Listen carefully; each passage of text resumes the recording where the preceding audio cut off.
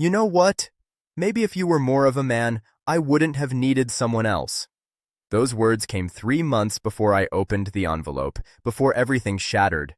Zamandra said them during a fight about money, about my double shifts at the warehouse, about how I couldn't afford the private school she wanted.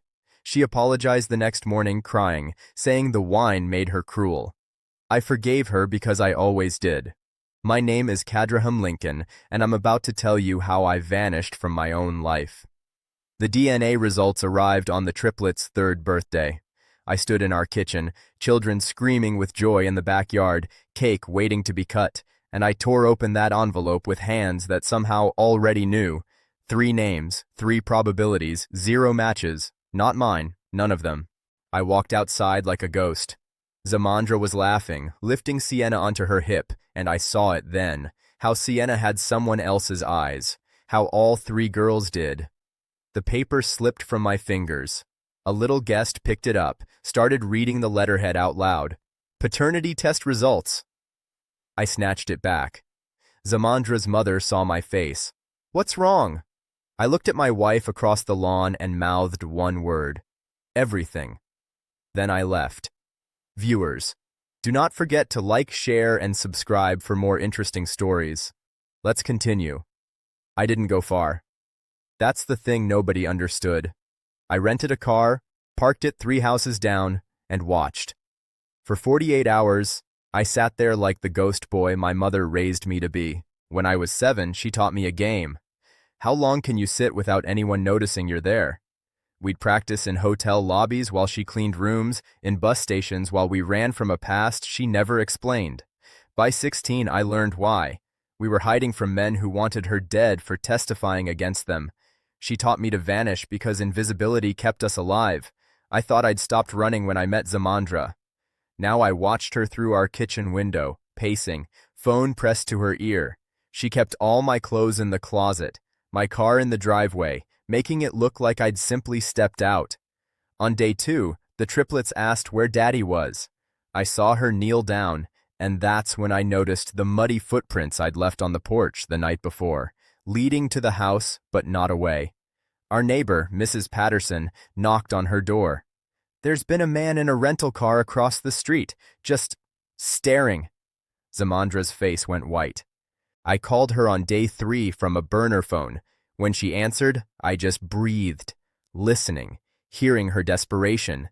Then I whispered, "Don't look for me. Just know. I know." I hung up before she could respond. I knew she'd play it back, knew she'd analyze every sound. The train passing behind me, the church bells 2 blocks away, the children laughing in the park. Let her search. Let her feel what I felt, lost in a marriage that was never real.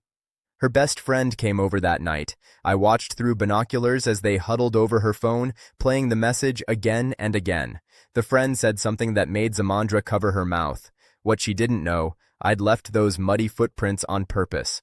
I wanted her to know I was close, watching, the way Dmitry Volkov had been watching her for months. I'd found his surveillance equipment 3 weeks before the DNA test arrived. Cameras hidden in our bedroom, our kitchen, even one in the nursery. That's when I hired my own investigator and discovered everything. The affair, the hotels, the money transfers from his offshore accounts to her secret bank account. $50,000 deposited the month she told me she was pregnant. Blood money for children he told her to abort. But she kept them, and let me believe they were mine. I stared at the house that used to be my home and felt nothing. That scared me more than the rage. On day 5, I knew Zamandra would crack. She was a creature of routine, something she inherited from her father, Senator Robert Haley, a man who scheduled his daughter's life like campaign stops. She'd go to our cafe. She always did when stressed. I got there first. Paid the barista $200 to deliver a note with her coffee. I sat in the corner booth, laptop open, playing the security footage I'd purchased from the hotel where she'd met Dmitry. September 14th, 3 months into her pregnancy. She wore the blue dress I'd bought her for our anniversary. The footage showed her entering room 604, showed him opening the door, showed them kissing like they'd done it 1,000 times. When Zamandra walked in, I watched her take the coffee, read the note. Table in the corner, don't turn around. She turned anyway. I'd already slipped out the back exit. But the laptop kept playing. I'd set it to pause on her face mid-kiss, then display text. You have 24 hours to tell them the truth, or I will. My phone buzzed. Her number. I silenced it. She didn't know that 3 months ago she'd received flowers with no card. From Dimitri, testing if I'd notice. At the birthday party, a man asked if she was expecting other guests. Dimitri's associate, confirming the children's ages. I'd been piecing it together, hint by hint, lie by lie. Now she'd know I knew everything. I didn't expect her to record a confession, but my investigator, the same one Dimitri used, sent me the video she made that night. She'd hired him to find me. He took my money instead. On her phone screen, Zamandra sobbed, makeup running, hands shaking. Kadraham, I don't know if you'll ever see this, but I need to say it. The girls, they might not be yours. I slept with someone else. I'm sorry. I'm so sorry. She couldn't finish. Threw the phone across the room. It landed screen up, still recording, just as someone knocked. Through the camera, I watched her answer. A lawyer I'd hired stood there with a manila envelope. Mrs. Lincon, I'm here about the divorce papers, but there's something else. Your husband wanted me to give you this. He handed her a USB drive labeled, for the triplets' 18th birthday. It was empty. A bluff.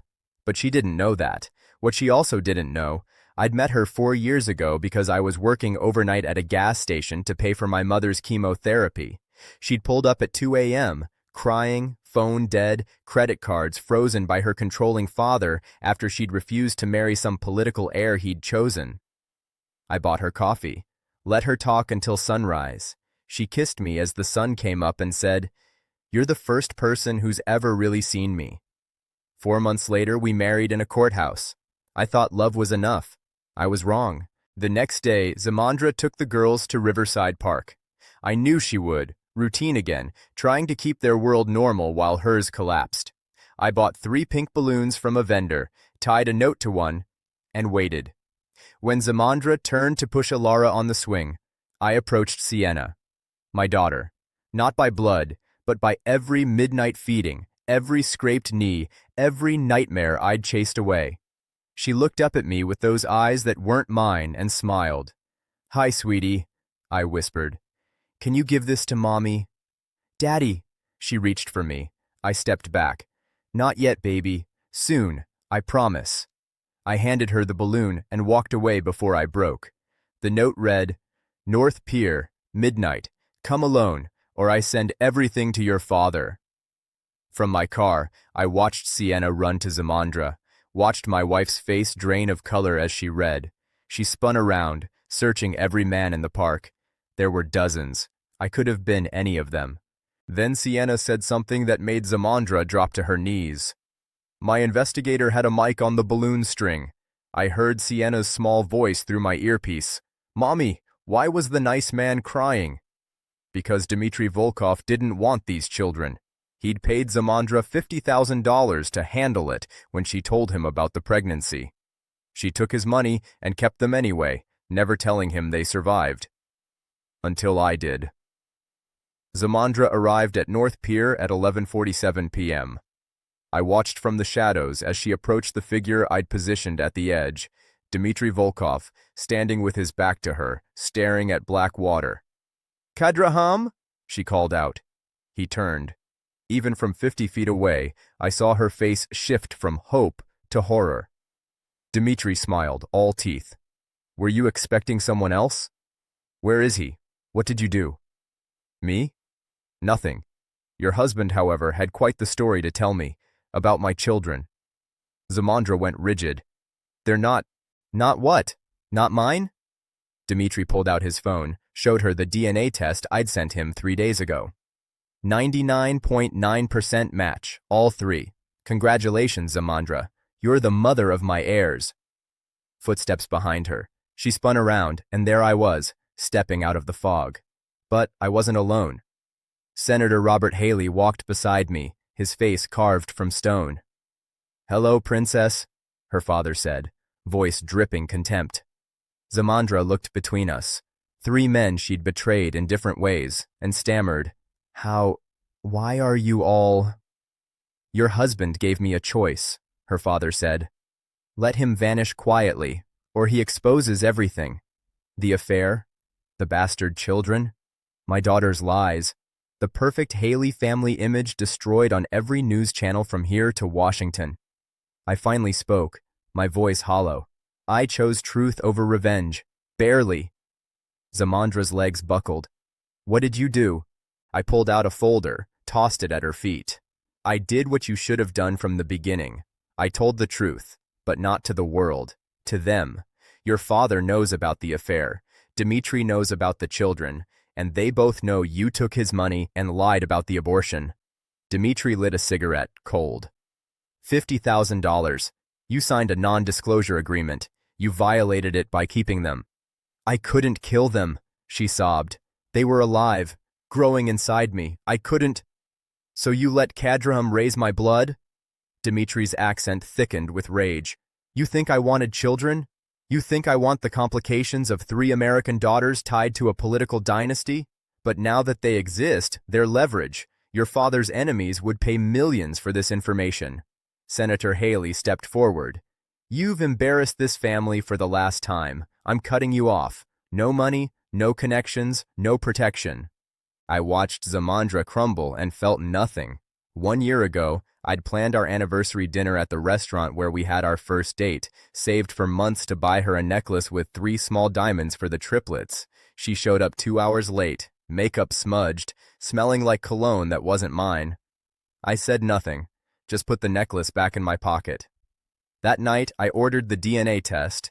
It took 11 months to arrive, 11 months of dying inside while playing daddy. I vanished so you'd feel what I felt. Lost, I said, staring at the woman I used to love. But I wasn't hiding. I was building. I opened my phone, showed the screen. Bank records, hotel receipts, text messages, surveillance footage. Every lie documented, time-stamped, verified. I've been gathering evidence for months. Every secret dinner, every cash deposit, every lie you told me about working late. Zamandra's eyes widened. You're going to destroy me. No, I'm giving you a choice. I pointed down the pier where 3 small figures walked hand in hand with an older woman, backlit by street lamps. Because unlike you, I actually care about those girls. Zamandra gasped. That's your mother? My mother, who'd survived cancer, who'd taught me to disappear, who'd spent 3 days with the triplets while Zamandra searched for me. They'd baked cookies, played dress-up. Sienna had asked, Is Grandma going to leave too? They told her something yesterday, I continued. They said, Grandma, why does Mommy cry when she looks at us? Want to know what I told my mother? Zamandra shook her head, tears streaming. I told her the truth, that their mother was afraid, that fear makes people do terrible things, that love isn't always enough. I stepped closer. But here's what you don't know, Zamandra, what nobody knows. I paused, letting the moment stretch.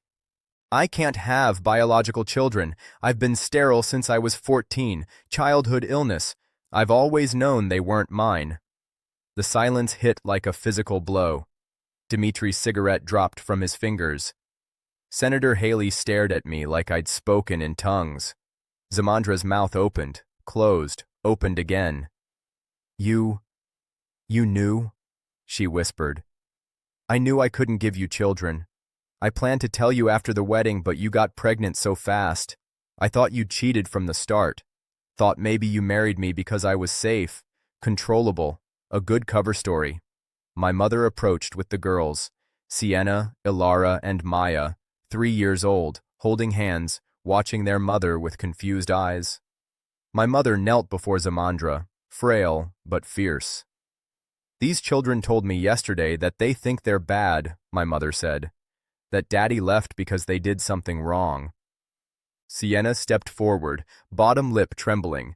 Mommy, are we bad? Is that why Daddy left? Zamandra collapsed, sobbing so hard her body shook. Senator Haley turned away in disgust. Dmitri watched, emotionless, already calculating his next move. I knelt to Sienna's level. Baby girl, you're not bad. You're perfect, all 3 of you. Then why did you go away? Because sometimes grown-ups need to figure out hard things. But I'm here now. Alara touched my face. Are you sad, Daddy? Yeah, sweetheart. I am. We can make you happy, Maya added. We're good at that. I pulled all three into my arms, and for the first time in 2 weeks, I felt something other than numbness. I felt rage. I stood, still holding Sienna's hand, looked at Zamandra with eyes she didn't recognize. I didn't come here for revenge. I came to give you a choice. I pulled 2 envelopes from my jacket. Envelope 1. I disappear forever. You raise the girls with Dimitri's money, your father's name, and everyone thinks I abandoned you. You're the victim, the wronged wife. You rebuild your reputation. Zamandra reached for it. I held it higher. Envelope 2. I stay. We tell the girls the truth when they're 18. We co-parent as strangers. I never forgive you, but I don't destroy you either. They grow up knowing both of us. I choose too, she said immediately. I choose you. I choose them. I pulled envelope 2 back. There's a price. You resign from your father's world. Cut ties with Dimitri completely. No money, no political favors, no safety net. Done. And you let me adopt them. Legally, permanently. So even if they're not mine by blood, they're mine by choice. If you ever try to take them from me, all this evidence goes public. Senator Haley exploded. You can't be serious. You're letting her manipulate you again. No, I said calmly. I'm choosing my daughters, something neither of you understand. Dimitri flicked his cigarette into the water. Keep them. I don't need complications. He walked away without looking back. Senator Haley followed, muttering curses, leaving just us, the broken family. 6 months later, I sat on a park bench watching Sienna push Maya on the swing while Alara collected dandelions. Zamandra and I shared custody. Awkward, painful, but functional. She'd kept her promise, cut ties with her father, started working as a paralegal. We barely spoke. A woman approached the bench, smiled. Are these your daughters? I looked up. Kind eyes. Warm smile. Real. Yeah, they are. They're lucky. I'm the lucky one. She lingered, and I felt something I hadn't felt in years. Possibility. I'm Kadraham. Riley, she offered her hand. My son's the one stealing your daughter's dandelions. We both laughed. The girls ran over, demanding juice boxes. Riley waved goodbye, and as she walked away, Sienna tugged my sleeve. Daddy, was that your friend? I knelt down, kissed her forehead. Maybe one day, sweetheart. Maybe one day. That night, tucking them into bed, Sienna asked the question I'd been dreading. Daddy, do you still love Mommy? I could have lied, could have protected her. Instead, I chose truth, the thing that saved me. I loved who I thought she was. But people aren't always who we think they are. What matters is, I love you 3 more than anything in the world. Even though we're not your real daughters? My breath caught. Who told you that? Nobody. I just know things sometimes. I pulled her close. You're my real daughters because I chose you. That's what makes family real. She fell asleep in my arms, and I finally let myself cry.